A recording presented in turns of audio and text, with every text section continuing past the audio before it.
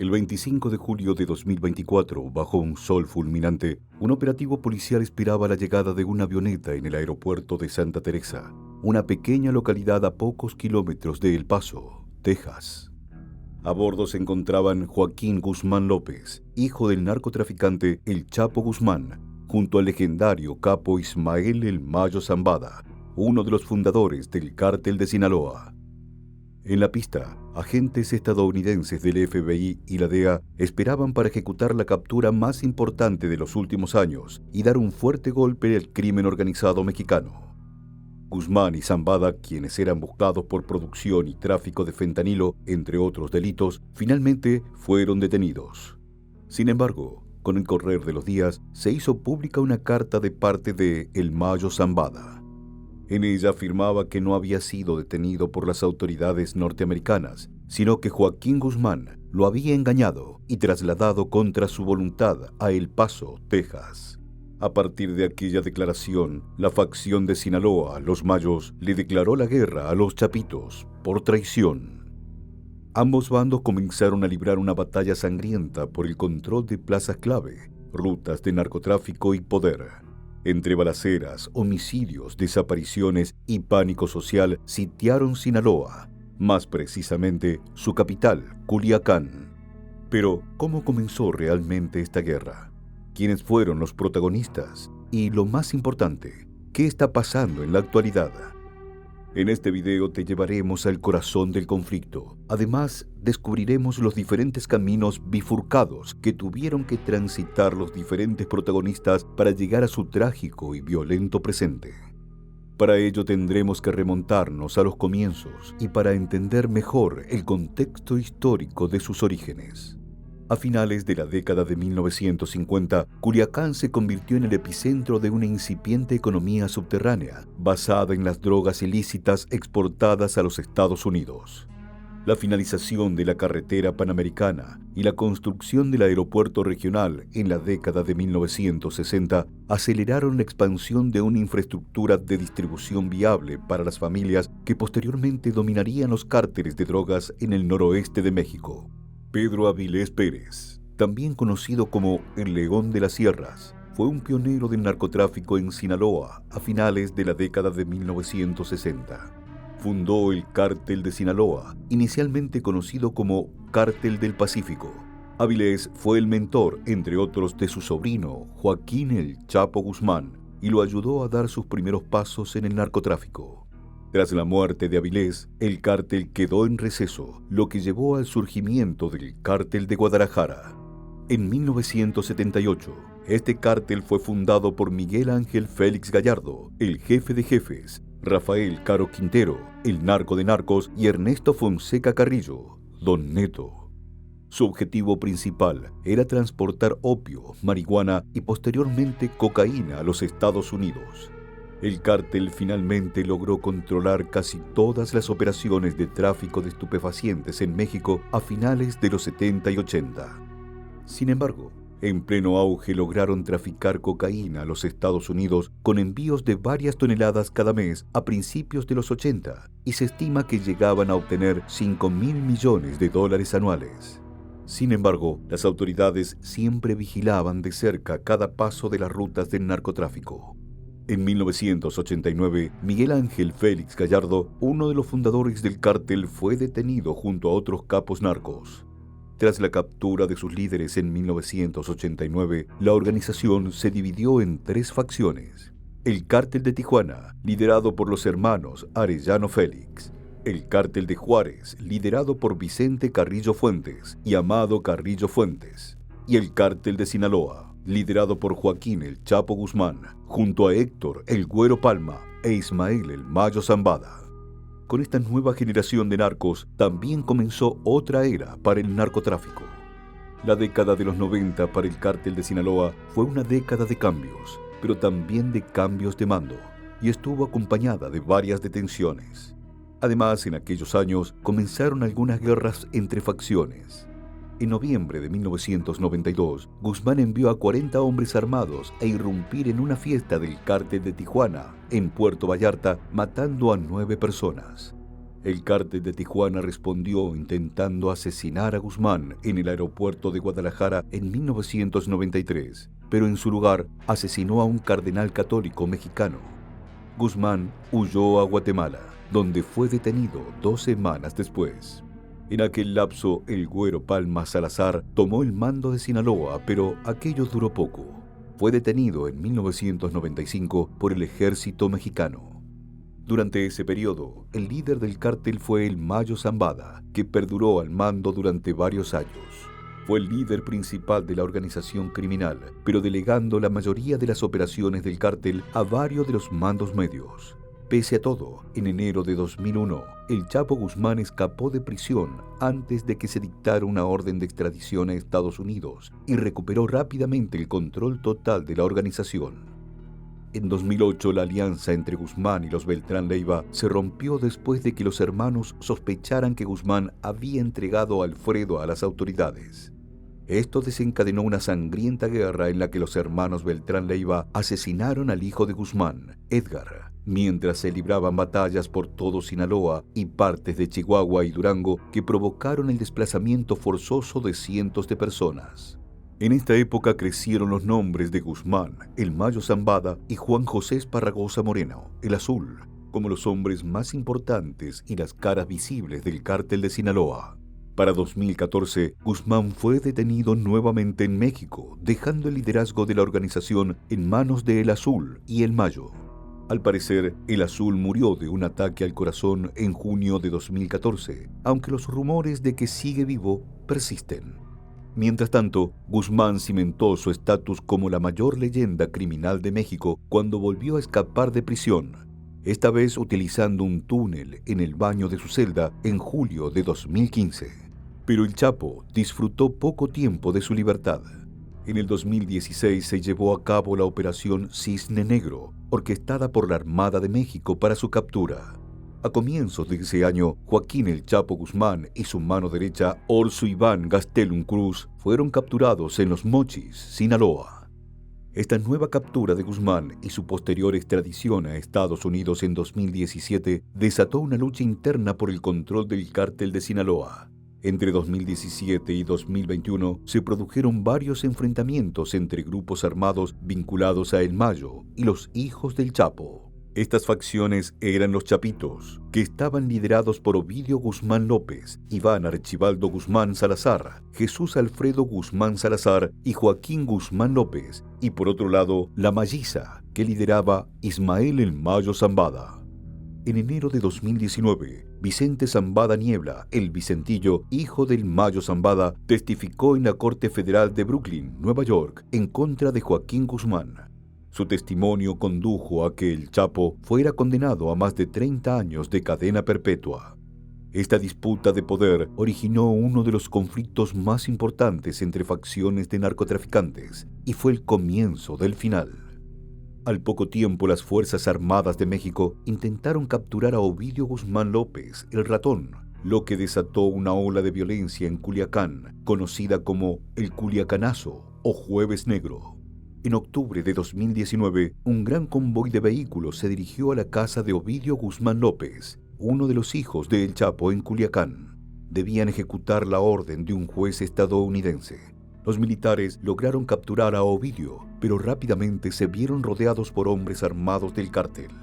Estos comenzaron a atacar objetivos gubernamentales y militares alrededor de la ciudad, provocando explosiones y caos en las calles.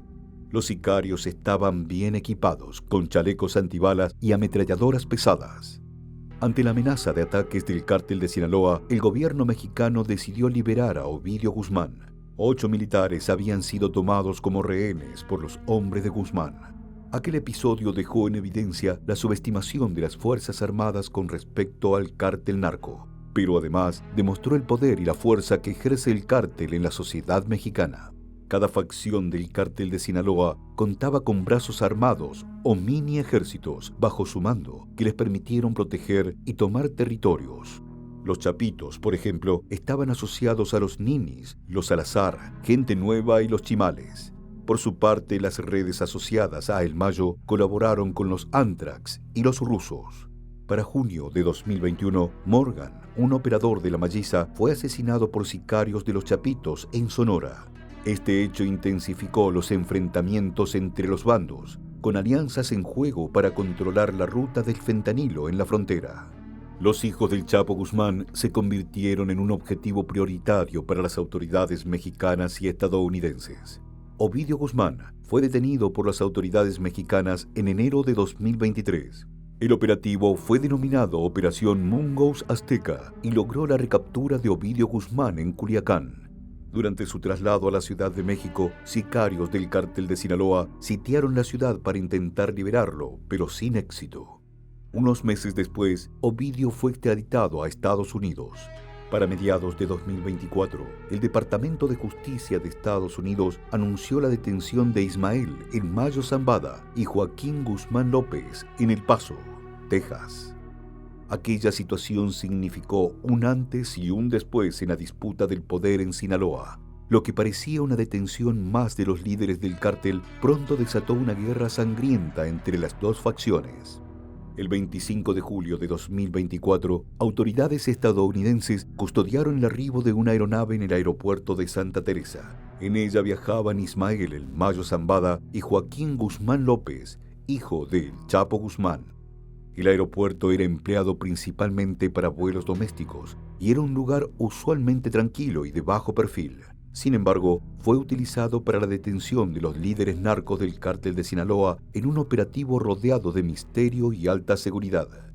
Luego de la captura, se especuló que todo había sido un trabajo de inteligencia por parte de las autoridades estadounidenses.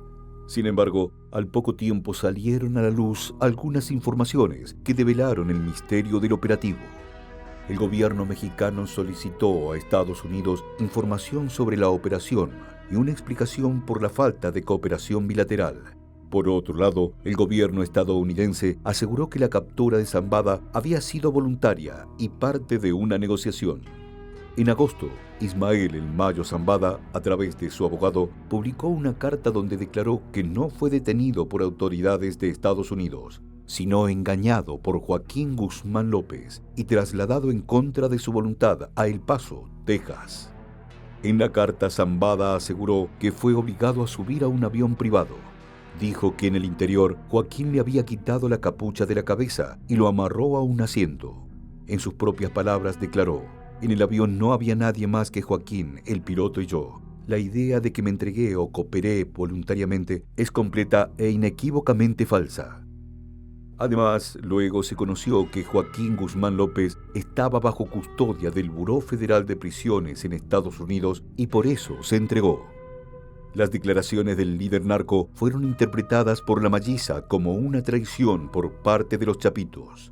Aquello desencadenó una guerra para eliminar a miembros del grupo rival y hacerse del control territorial de varios municipios de Sinaloa, extendiéndose incluso a Durango, Nayarit y Sonora. Los enfrentamientos fueron violentos y cada ataque terminaba con bajas en ambos bandos. Como resultado del conflicto, a mediados de septiembre, se suspendieron clases en todos los niveles educativos y se ordenó el cierre de negocios tanto en Culiacán como en municipios cercanos. Los festejos patrios también fueron cancelados. Entre agosto y diciembre de 2024 también registraron hechos de alto impacto, como ejecuciones, balaceras, enfrentamientos entre sicarios y autoridades, así como el hallazgo de cuerpos desmembrados junto con narcomensajes dirigidos a ambos grupos de la delincuencia organizada. Pese a que el año terminaba y se acercaban las fechas festivas, el conflicto no cesó, ni tampoco se estableció tregua alguna entre los bandos. El panorama era cada vez más oscuro y siniestro. La violencia no solo se estableció en Sinaloa, sino que se extendió a estados vecinos.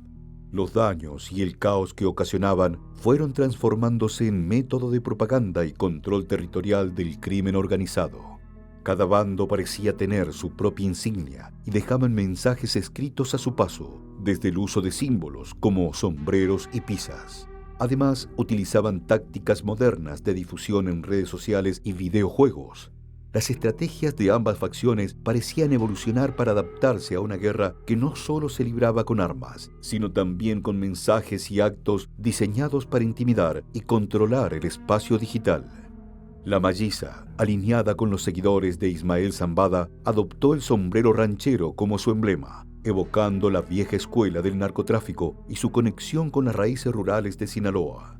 Según testimonios, en varios cuerpos mutilados en carreteras o enfrentamientos se han colocado sombreros como una firma del grupo. Por su parte, los Chapitos convirtieron el símbolo de la pizza como el ícono de su facción. Debido a su apodo La Chapiza, este emblema aparece en mensajes escritos, objetos y hasta actos de extrema violencia. Uno de los más perturbadores ocurrió cuando una cabeza humana fue encontrada dentro de una caja de pizza, un mensaje directo contra la Malliza. En la actualidad, ambas facciones también adoptaron emojis como códigos para identificar a sus líderes y células operativas. De esta manera evitan ser detectados en plataformas como X, Instagram y TikTok. Los Chapitos comenzaron a utilizar emojis relacionados a la pizza y también la bandera de Francia, vinculada al apodo de uno de sus líderes, La Perris. Por otro lado, la Malliza se caracterizó por emplear emojis como el sombrero, pero también el arco, asociado a la célula del grupo Flechas, y la bandera de Rusia, vinculada a los rusos, un grupo aliado.